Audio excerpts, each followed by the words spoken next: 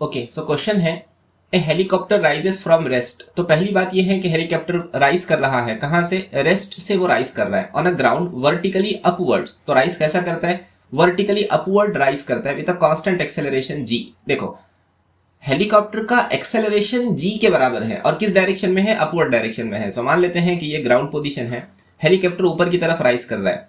पहले कैसा था? वो रेस्ट में था, इनिशियल वेलोसिटी 0, और उसका अब अपवर्ड डायरेक्शन में एक्सेलरेशन g के बराबर है। A food packet is draw from the helicopter when it is at a height h। तो जब हेलीकॉप्टर h हाइट के ऊपर था तो यहां से ये राइज कर गया, कहां तक? h हाइट तक ये राइज कर गया। इतना डिस्टेंस कितना है? इतना डिस्टेंस स्मॉल h के बराबर है। यहां से एक फूड पैकेट को क्या किया जाता है? फूड पैकेट को ड्रॉप किया जाता है। अगर फूड पैकेट को ड्रॉप किया जा रहा होगा तो उसकी इनिशियल वेलोसिटी कितनी होगी?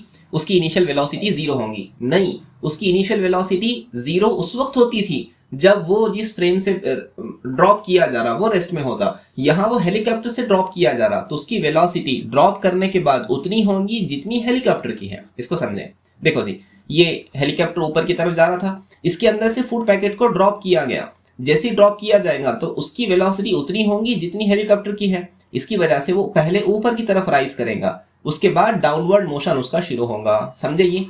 यानी फूड पैकेट को हालांकि ड्रॉप किया गया लेकिन उसकी इनिशियल वेलोसिटी 0 नहीं होगी। कितनी होगी? जितनी इस जगह पर हेलीकॉप्टर की वेलोसिटी है। तो पहले पता करते हैं कि इस जगह पर हेलीकॉप्टर की वेलोसिटी कितनी, वही वेलोसिटी फूड पैकेट की इनिशियल वेलोसिटी होगी। हेलीकॉप्टर ग्राउंड पोजीशन पे 0 पे था, इनिशियल वेलोसिटी 0, वो h हाइट तक राइज कर रहा है g एक्सेलरेशन के साथ। इसका मतलब इक्वेशन लिखी जा सकती है v square is equal to u square plus 2as, है ना, 2as। इसको सॉल्व करें। फाइनल वेलोसिटी h हाइट पर हमको मालूम करना है। Initial velocity 0, 2 times of helicopter का एक्सेलरेशन अपवर्ड डायरेक्शन में कितना है? g के बराबर, और s डिस्प्लेसमेंट वो भी अपवर्ड डायरेक्शन में पॉजिटिव होगा। यानी इक्वेशन लिखी जा सकती है v is equal to under root 2gh। v is equal to under root 2gh। ये क्या है? ये वेलोसिटी है फूड पैकेट की।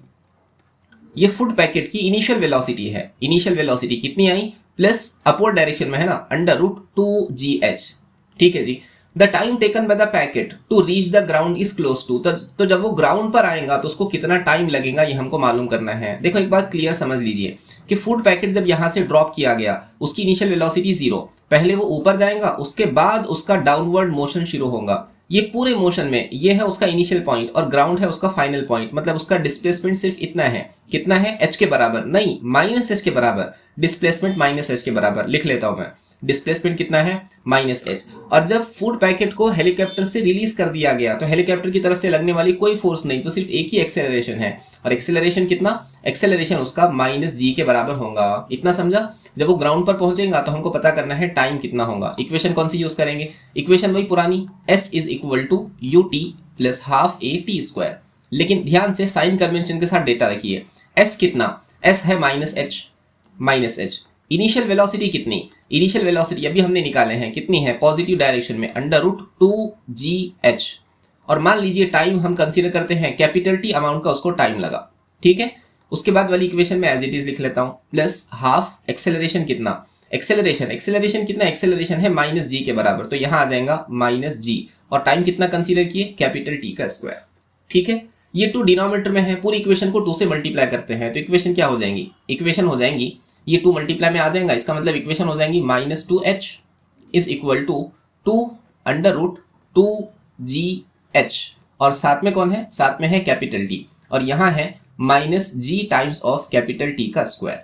ठीक है, ओके। ये माइनस जी टी स्क्वायर को इस तरफ बुला लो, मतलब कितना हुआ? g capital T square. ये प्लस वाला टर्म इस तरफ आकर माइनस हो जाएगा, minus 2 under root 2gh times of capital T. और ये माइनस 2h इस तरफ आकर कितना हो गया? नहीं, ये तो एज इट इज यहीं पर है, सॉरी, ये हमने इक्वेशन के बाकी टर्म को उस तरफ बुलाया है ना, तो ये माइनस 2h यहीं रहेगा, यानी minus 2h as it is equal to 0। अब देखो, ये बन गई क्वाड्रेटिक इक्वेशन। अब हमको इसके रूट निकालना है, और रूट निकालने के बाद जो अननोन टर्म है, टाइम हमको पता करना था, वो कैपिटल टी हमको पता चल जाएगा। इस इक्वेशन को कंपेयर करते हैं, कौन सी इक्वेशन के साथ? इक्वेशन है ax square plus bx plus c के साथ कंपेयर करते हैं, इज इक्वल टू 0। कंपेयर करने पर हमको पता चलेगा कि जैसे यहाँ पर a है वैसे यहाँ पर कितना है? वैसे यहाँ g है। जैसे यहाँ b है वैसे यहाँ माइनस 2 अंडर रूट 2gh है। और जैसे यहाँ पर c है वैसे यहाँ माइनस 2h है। ठीक है, अब आपको तो फॉर्मूला याद ही होगा, फैक्टर्स निकालने के लिए फॉर्मूला क्या होता है, जैसे यहाँ पर x था तो x का फॉर्मूला लिखते थे, यहाँ t निकालना है तो t इज इक्वल टू कितना हो जाएगा, minus B plus minus under root B square minus 4ac upon 2a। अब डेटा लिखना है, मैं थोड़ा आगे नेक्स्ट पेज ले लेता हूँ, डेटा लिखने के लिए थोड़ी जगह की जरूरत है, ठीक है जी। सो माइनस बी कितना, यहाँ माइनस बी की वैल्यू लिख लेंगे,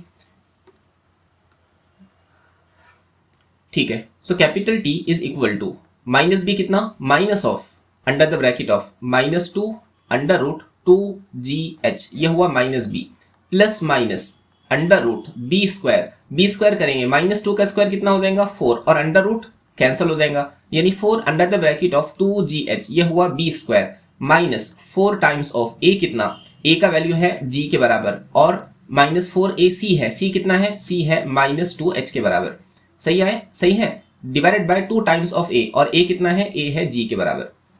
समझ गए इतना, आगे बढ़ते रहे। ये माइनस माइनस मल्टीप्लाई हो जाएगा, मतलब क्या बचेगा, 2 under root 2gh plus minus under the bracket of 4 टू जा कितना हो गया 8gh माइनस माइनस प्लस कितना हुआ 4 टू जा again under root of 8gh add करना है उसमें, डिवाइडेड बाय 2g, इसको सॉल्व करते रहे। सो कितना होगा 2 under root 2gh as it is लिखते हैं, 2 under root 2gh 8gh plus 8gh, ये कितना हो जाएगा under root 16gh divided by 2g, ठीक है जी।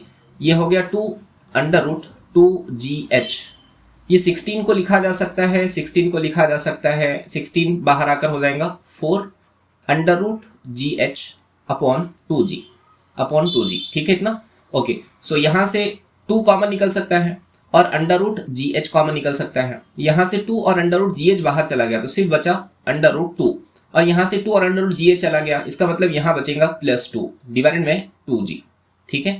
ये 2 इस 2 को खत्म करेगा, जो बचा वो एक और बार लिख लेते हैं, यानी capital T is equal to ये g है ना, इसको हम लिख लेंगे under root gh as it is, denominator वाला g है उसको g स्क्वायर और साथ में स्क्वायर रूट लिख लेते हैं, यहां आ जाएगा अंडर रूट 2 मतलब 1.414 प्लस 2, 1.414 प्लस 2, ये कॉमन स्क्वायर रूट ले लो, ये अंदर आ गया g times of h upon g और यहाँ ब्रैकेट में है 4 ऐड करने पर कितना होगा 3.414, ठीक है। ये g स्क्वायर है, ये g स्क्वायर का स्क्वायर और ये g खत्म हो जाएगा, यानी आंसर आ जाएगा 3.4 under root of h by g, ये हमारा फाइनल आंसर होना चाहिए, जो हमने पूरा रूट निकालने के बाद जो फैक्टर्स निकालने के थे हमको उससे सॉल्व किया, यानी कैपिटल T इतने टाइम के बाद हमारा ऑब्जेक्ट अर्थ के ऊपर यानी ग्राउंड के ऊपर आना चाहिए। सो देखते हैं 3.4 under root h by G, so option 3.4 under root h by G, option C should be correct, option C correct होना चाहिए, समझा।